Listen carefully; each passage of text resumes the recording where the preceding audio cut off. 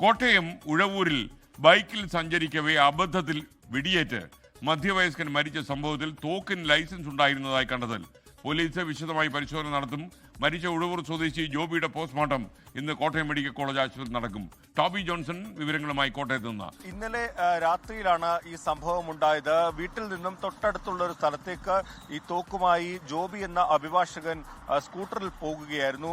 ഒരു കയറ്റം കയറുന്നതിനിടയിൽ ഈ വാഹനത്തിന്റെ നിയന്ത്രണം നഷ്ടമായി മറിയുകയും ഈ തോക്കിൽ നിന്നും വെടി അബദ്ധത്തിൽ പൊട്ടുകയുമായിരുന്നു എന്നാണ് നമുക്ക് മനസ്സിലാക്കാൻ സാധിക്കുന്നത്. പോലീസിന്റെ പ്രാഥമികമായിട്ടുള്ള അന്വേഷണത്തിലും ഇതുതന്നെയാണ് മനസ്സിലാക്കാൻ സാധിച്ചത്.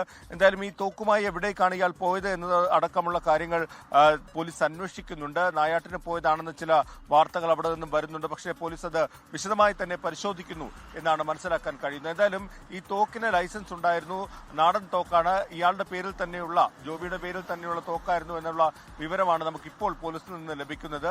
എന്തായാലും ഈ വിഷയത്തിൽ ബാലസ്റ്റിക് പരിശോധന അടക്കം വിശദമായിട്ടുള്ള പരിശോധനകളിലേക്ക് കടക്കാൻ, ശാസ്ത്രീയ പരിശോധനകളിലേക്ക് അടക്കം കടക്കാൻ പോലീസ് തീരുമാനിച്ചിട്ടുണ്ട്. ഒപ്പം തന്നെ പോസ്റ്റ്മോർട്ടം നടപടികളും ഇന്ന് പൂർത്തിയാകുമെന്നാണ് നമുക്ക് മനസ്സിലാക്കാൻ കഴിയുന്നത്. എന്തായാലും അബദ്ധത്തിലാണ്, അതായത് സ്കൂട്ടറിന്റെ മുൻവശത്ത് ഈ തോക്കും വെച്ച് കയറിപ്പോകുന്നതിനിടയിലാണ് നിയന്ത്രണം നഷ്ടമായി ഒരു വശത്തേക്ക് ഈ സ്കൂട്ടർ മറിയുന്നതിലും അതിനിടയിൽ ഈ തോക്ക് പൊട്ടുകയുമായിരുന്നു.